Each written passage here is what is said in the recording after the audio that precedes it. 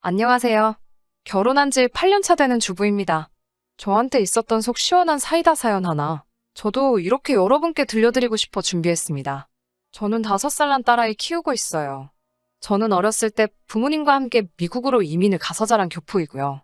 남편은 미국에서 만났는데 그 당시에 혼자 공부하러 온 유학생이었어요. 친정아버지가 미국에서 사업을 몇 개 하고 계시거든요.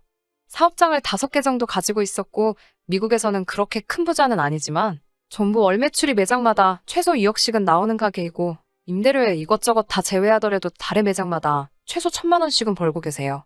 아버지가 처음부터 그렇게 성공하신 건 아니었어요. 맨몸뚱이로 미국에 가셔서 먼저 자리 잡으신 친척분의 집 단칸방에서 시작을 하셨고 월세방을 전전하시며 끝끝내 이뤄내신 성공이었습니다. 미국은 어린아이가 혼자서 집에 있으면 안 돼요. 그래서 제가 학교를 다녀오면 어머니는 저를 일터에 데리고 나가셔서 접시 닦는 일 같은 걸 하셨고 아버지는 낮밤으로 하루에 2가지 일을 하시면서 돈을 모으셨습니다. 처음 집을 살 수 있을 정도로 돈을 모으셨을 때 주변의 반대에도 불구하고 아버지는 집을 선택하는 대신에 본인의 작은 사업을 시작하셨어요. 사업이 어느 정도 자리 잡은 뒤에도 우리 집을 갖는 건 가장 나중의 일이었고 아버지는 그 대신에 가게 수를 늘려가셨죠. 그렇게 참아가시면서 제가 대학교에 들어가던 해에 드디어 집을 장만하게 되셨습니다. 어머니도 아버지도 비좁아 터진 월세방에 한이 맺히신 게 있어서 방 5개에 지하실이 딸린 3층짜리 커다란 집을 갖게 되었습니다. 제가 외동이라 셋이서 살기에는 너무 큰 집이었지만 그 당시에 그런 건 신경도 쓰지 않았고 마냥 좋기만 했어요. 다시 남편 이야기로 돌아와서 시가가 넉넉한 형편이 아니었고 남편도 집안의 반대를 무릅쓰고 혈혈단신으로 공부하러 미국으로 건너온 상황이었습니다. 남편은 혼자 유학 생활을 하며 생활비 및 학비를 벌기 위해 짬이 나는 시간마다 친정아버지 소유 사업장에서 아르바이트식으로 일을 했었어요. 원래는 유학생 신분으로는 미국에서 일을 할 수 없는데 한국 사람들끼리는 서로 돕자는 의미로 쉬쉬하면서 일을 시켜주는 경우가 덜어 있거든요. 남편이 일도 곧잘 하는 데다가 성실한 편이었기 때문에 그 모습을 좋게 본 아버지는 남편 사정을 생각해서 이것저것 챙겨주셨어요. 그러면서도 늘 돈 버는 것도 좋지만 공부하러 왔으니 학교를 우선시하라고 항상 말씀하시고는 했어요. 남편이 공부를 마무리할 때쯤 도무지 학교와 일을 병행할 수 없어서 일을 그만두게 되었는데 생활비 때문에 힘들어한다는 사실을 알게 되시고는 아무 조건 없이 남편에게 저희 집에 비는 방을 내어주셨습니다. 아버지가 의도하신 건 아니겠지만 저와 남편은 그렇게 한 집에서 지내며 서로 정이 들고 말았고 결국에는 결혼을 약속한 사이가 되었어요. 남편은 아직도 그때 생각을 하면 저희 아버지가 도와주신 덕분에 지금 저와도 결혼을 하게 되었고 이렇게 좋은 회사에 취직도 하고 잘 살고 있는 거라고 이야기합니다. 남편의 공부가 끝날 때쯤 부모님께 남편과 같이 한국에서 새로운 인생을 시작하려고 한다고 말씀드렸어요. 친정부모님은 남편의 사람됨됨이는 이미 알고 계셨기 때문에 저와 남편을 축복해 주셨지만 어려서부터 미국에서만 자라온 제가 걱정이 된다는 식으로 이야기를 하시더라고요. 저도 다 큰 어른인데 그래서 그런가 그때는 아직도 부모님 눈에는 제가 어린아이처럼 보이는가 싶은 마음에 조금 화도 나고 이해가 되질 않았습니다. 한국으로 돌아가기 며칠 전부터는 남편에게 언제나 제 편이 되어달라는 부탁을 계속해서 하시더라고요. 저도 제 앞가림을 할 수 있다고 부모님께 화부터 냈는데 이제는 그게 무슨 말을 하시려고 했던 건지 이해를 할 수 있습니다. 다행히 저도 한국에 오고 나서 얼마 있지 않아 외국계 기업에 취직을 할 수 있었어요. 남편은 대기업 공채에 지원해보고 싶다고 해서 1년을 더 준비하기로 했습니다. 한국에 도착해서부터 같이 월세방을 구해 살림을 시작했고 6개월 정도 지나고 나서 식을 올리게 되었습니다. 그때부터가 시작이었던 것 같아요. 결혼을 준비하면서 시댁과의 크고 작은 사건이 한두 개씩 생기게 되었습니다. 결혼식을 앞두고 친정부모님도 한국에 오셨어요. 양가 부모님을 모시고 처음으로 만난 자리에서 시부모님이 저희에게 신혼집은 어디로 구할 건지 여쭤보더라고요. 시부모님께 지금 저희가 살고 있는 월세방이 있는데 신혼집을 따로 구할 이유가 뭐가 있느냐고 대답했지요. 그 말을 들으시곤 시부모님께서 너네한테 물어본 이야기가 아니라고 하시면서 저희 부모님 쪽을 보시면서 다시 물으시더라고요. 사돈네가 미국에서 사업을 크게 하는 걸로 알고 있는데 애들 월세방에서 정말 시작시킬 거냐고 아무리 그래도 집 한 채 정도는 해줘야 하는 것 아니냐고요. 저와 남편이 함께 새로운 시작을 하는 건데 저희 부모님이 저희가 살 집을 해주셔야 할 이유는 없잖아요. 저희 부모님도 월세방에서 시작하셔서 성공을 일궈내셨고 그걸 보고 커온 저였으니 그게 당연한 수순이라고 생각했어요. 다행히 친정부모님도 저와 남편의 신혼집을 월세방부터 시작하게 하실 생각은 없으셨고 위치 좋은 곳에다가 신축 아파트 전세를 마련해 주셨어요. 애초에 부모님 도움을 받을 생각은 없었지만 그래도 비좁고 교통도 별로였던 월세방보다는 좋기는 좋더라고요. 집을 해주시면서 혼수나 예단은 생략하기로 했는데 친정부모님 덕분에 그동안 회사에 다니면서 모아두었던 돈이 여윳돈이 되어버린 상황이라 시가 식구들에게 제 나름대로 조그마한 선물을 준비하기로 했습니다. 시가 식구들을 시댁에 불러놓아 선물 전달식을 했어요. 그런데 다들 반응이 영 아니더라고요. 와인을 좋아하신다는 시어머니께는 치즈를 담을 수 있는 예쁜 나무 플레이트를 드렸는데 이게 뭐냐는 식으로 바로 찬장에다가 집어넣으셨고 키가 커서 모델 같은 시누에게는 잘 어울릴 것 같은 가방을 사줬어요. 명품 같은 건 아니었고 백화점에서 한 30만 원 정도 하는 가방이었습니다. 나름 이게 분명히 잘 어울릴 거라고 고심해서 고른 건데 신우는 대번에 브랜드부터 따지더라고요. 요즘 자기 또래 중에 누가 여기 브랜드 가방을 드냐고 저보고 안목이 형편없다고 하면서 투덜대더라고요. 섭섭해 있는 와중에 시어머니께서 난 또 뭐라고 온 가족을 부르길래 뭐 대단한 거나 줄 알았는데 별것 아니라면서 불러 모은 김에 밥이나 먹으러 가자고 온 가족을 데리고 나가셨습니다. 먹는데도 눈치가 보여서 그때 계산도 제가 하고 말았어요. 결혼식이 끝나고 얼마 안 있어서 미국에 돌아가신 부모님께서 연락이 왔어요. 저희는 친척들도 미국에 있고 아버지가 사업을 하시면서 한국 교민들하고도 계속 좋은 관계로 지내오셨기 때문에 그 사람들을 위해서라도 미국에서도 한번 결혼식을 올리면 좋겠다고 하셨어요. 원래 회사를 다니기 시작한 첫 해에는 휴가를 낼 수가 없었기 때문에 회사의 사정을 잘 설명하고 한 달간 휴직을 하기로 했습니다. 남편은 아직도 취직 준비 중이었기 때문에 가서도 공부할 것들을 챙겨서 같이 미국으로 향했어요. 시간은 한 달 정도로 결혼식을 준비하기에는 굉장히 짧은 기간이었으니 친정부모님과 저, 남편은 굉장히 바빴습니다. 그런데 식날이 바로 2주 정도로 다가오는데도 시가에서는 언제 오겠다는 말이 없으셨어요.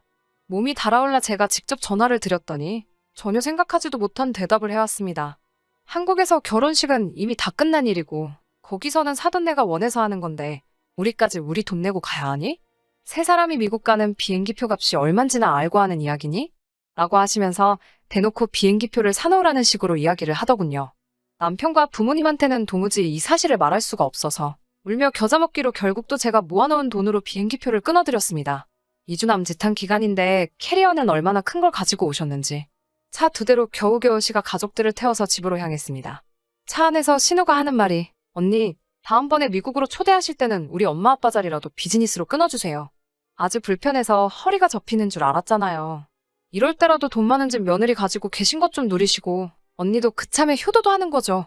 라고 하면서 불평불만을 늘어놓더라고요. 다행히 친정아버지나 남편이 그건 못 들은 것 같아서 어색하게 알겠다고 웃으며 부랴부랴 넘겼습니다. 집으로 도착하니 시간이 어둑어둑해져 있더라고요. 마중을 나간 동안 어머니가 저희 집 뒷마당에서 바베큐 파티를 준비해 놓으셨어요. 식사가 끝나고 시가 식구들을 데리고 집으로 들어왔어요. 미국에서는 손님 초대를 하면 직구경을 시켜주는 문화가 있거든요. 직구경을 하시면서 시어머니가 저까지 보내고 이제 2분만 남으셨는데 집이 쓸데없이 넓기만 하네요. 역시 한국 아파트가 좋아라고 하셨어요. 대충 듣기에도 비아냥대시고 있다는 느낌을 받았는데 그 말에 친정부모님은 넉살 좋게 웃으시며 그 덕분에 손님방이 많이 남으니 마음에 드는 방에다가 짐 푸시고 그 방을 쓰시면 된다고 대답하셨죠. 그랬더니 시어머니께서 도끼 눈을 뜨시고는 아니 어떻게 손님 초대해놓고 어찌 자기 집에다 방을 내어줄 수가 있냐고 하시며 호텔을 잡아달라고 더부살이하는 느낌 들어서 도무지 편하게 있을 수가 없을 것 같다시며 성화를 내셨습니다. 신우도 거기서 대번에 집도 이렇게 크고 듣던 대로 돈도 많으신 것 같은데 다른 사람도 아니고 먼 길 비행기 타고 온 사돈 집에 너무 돈을 아끼시는 것 아니냐며 비행기도 그렇고 바쁜 사람들 초대해놓고 야박하게 구실 필요가 있냐며 옆에서 한마디 거들더라고요. 친정아버지 표정을 보니 화가 많이 나신 듯 보였지만 고개 숙이고 부끄러워하는 남편을 보더니 이해를 하신 건지 별말은 하지 않고 시가 식구들이 원하는 대로 해줬습니다. 결국은 집에서 45분 거리에 있는 시내까지 나가서 호텔을 잡아주고 왔습니다. 돌아오는 차 안에서 남편이 저에게 화를 내더라고요. 저보고 혹시 비행기표를 사준 거냐고 왜 그랬냐고 화내면서 언성을 높이다가 그 후에는 저에게 사과를 했어요. 미리 말해주지 못해 미안하다고 자기도 사실 저와 결혼하면서 시가의 이런 모습을 알고 있었기 때문에 걱정했다고 하면서요. 자기 유학을 반대한 것도 당장 자기가 졸업하자마자 취업해서 생활비를 보태야 하는데 돈을 더 쓰겠다고 하니 반대를 한 거고 그래서 아무런 지원을 받을 수 없었던 이유를 설명해 줬습니다. 그런 시댁의 모습이 너무 싫지만 하지만 가족인데 어떻게 저버릴 수 있겠냐면서 너무 고통스러워 하더라고요. 그 모습이 안쓰러워서 아무 말 못하고 있었는데 운전을 하고 계시던 친정아버지가 남편을 나무라지 않고 이해한다고 결혼은 일륜지대 사이고 이제 한 가족이 되었으니 남편의 일은 우리 가족의 일이나 마찬가지라고 하시며 오히려 어려운 일이 있으면 꼭 상의하라고 하셨어요. 남편은 그 말에 꺼이꺼이 울면서 몇 번이고 감사하다고 대답했고 저에게는 두 번 다시 결혼식 이후로 아무런 상의 없이 시가에 무엇을 해준다거나 하는 일은 없도록 해달라고 부탁을 했어요. 시댁 식구들은 애초에 결혼식 준비는 도와줄 생각도 없었던 것 같습니다. 오히려 결혼식보다 이왕 온 김에 미국 관광을 하러 왔다는 느낌이 더 들었어요. 호텔은 심심해 죽겠다면서 나이아가라 폭포 관광여행을 끊어달라고 본인들은 결혼식 날에만 참석하면 되는 것 아니겠냐고 하더라고요. 친정아버지는 남편의 상황을 전부 이해하신 듯 그러자꾸나 하시고 시가 식구들이 원하는 대로 다 해줬습니다. 그리고 그렇게 미국에서 결혼식을 끝내고 시가와는 최대한 접촉을 피해가며 두 사람만의 행복한 결혼 생활을 시작했습니다. 그리고 결혼 2년 차에 우리 가정에 축복이 찾아왔어요. 첫 아이를 갖게 된 거죠. 축복이가 태어나고부터 친정 부모님께서도 한국에 더 자주 드나들게 되었어요. 손주가 그렇게 예쁜지 계절마다 한 번씩은 꼭 나오셔서 손주와 시간을 보내고 가셨어요. 그에 반해 시가 식구들은 손주며 조카며 별로 관심이 없어 보이더라고요. 차라리 그런 무관심이 더 편했어요. 친정 부모님께서 생각보다 자주 한국에 방문을 하시게 되니 지낼 곳이 마땅치 않으셨는지 한국에 집을 하나 구입하셨습니다. 강원도에 있는 바다가 보이고 정원이 딸린 전원주택을 하나 구하셨어요. 손주 보러 오신 건데 집을 가까이 구하지 그랬냐고 물으니 은퇴하시게 되면 한국으로 여기민을 오시는 것도 생각하고 계시다고 그때가 되면 공기 좋은 곳에서 조용히 살고 싶어 정한 거고 애초에 축복이를 보러도 워낙에 짧은 일정으로 오시니까 사실 계시는 기간 동안은 저희 집에 머무셔도 되니 문제가 없었죠. 부모님이 미국에 계신 동안 저는 그 집을 일주일에 딱 한 손님만 받고 주말에 제가 내려가서 정리하고 오는 식으로 펜션식으로 운영을 해볼까 하는 생각에 제 소셜페이지에 글을 올렸어요. 사업으로 크게 하려는 생각은 없었고 그냥 부수입이 생기면 좋겠다는 생각이었습니다.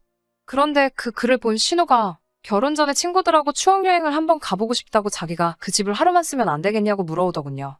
물론 무료로 말이죠. 평소에는 연락 한번 없다가 또 그렇게 자기 이숙 챙길 거리가 생기니 얄밉더라고요.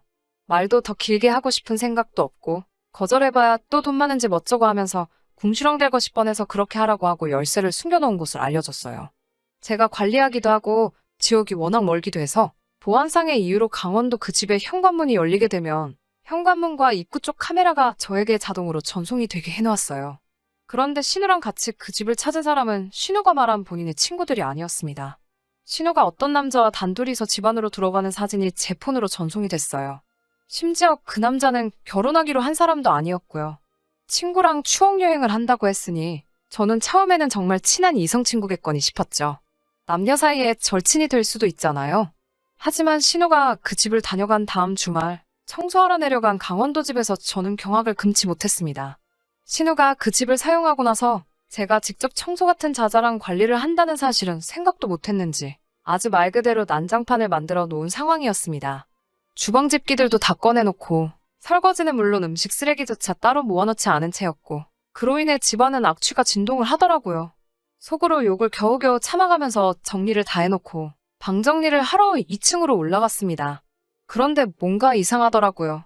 방이 3개 딸린 집인데 방 2개는 문을 열었던 흔적도 없었습니다. 친구와 같이 갔으니 방 2개를 사용했을 거라 생각했는데 신우는 창문으로 바다가 보이는 안방만 사용했던 것 같았어요. 그런데 방 청소를 하면서 아주 역겨워 죽을 뻔했습니다. 신우가 데려온 그 사람이 무슨 상대인지는 모르지만 그 방에서 두 사람이 서로 사랑한 흔적들을 온 방 안에다가 뿌려놓고 갔더군요.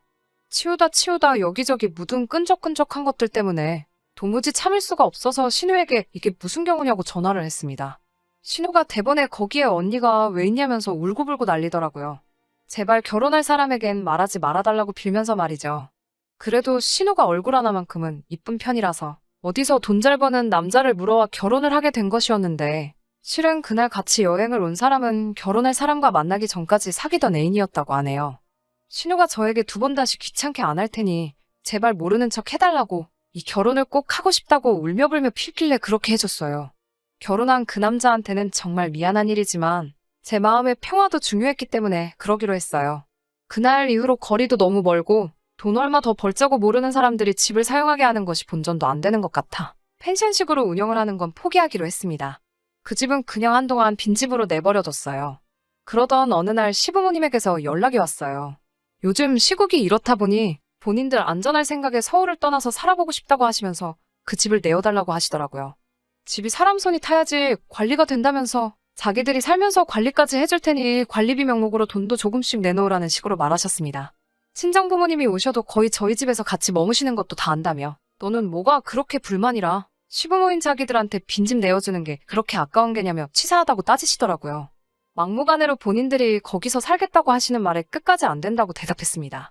미국에도 그렇게 큰 집이 있으면서 저희 부모님 보고 아주 사치스럽고 허영심이 보통이 아니라며 욕심이 아주 많다며 비아냥대셨어요.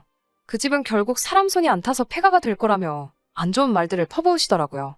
그냥 또 한바탕 저만 욕먹고 끝나는 일인가 싶었는데 어느 날 제 핸드폰으로 강원도 집에 문을 따고 들어가고 있는 시부모님의 사진이 전송이 되더라고요. 어이가 없었습니다.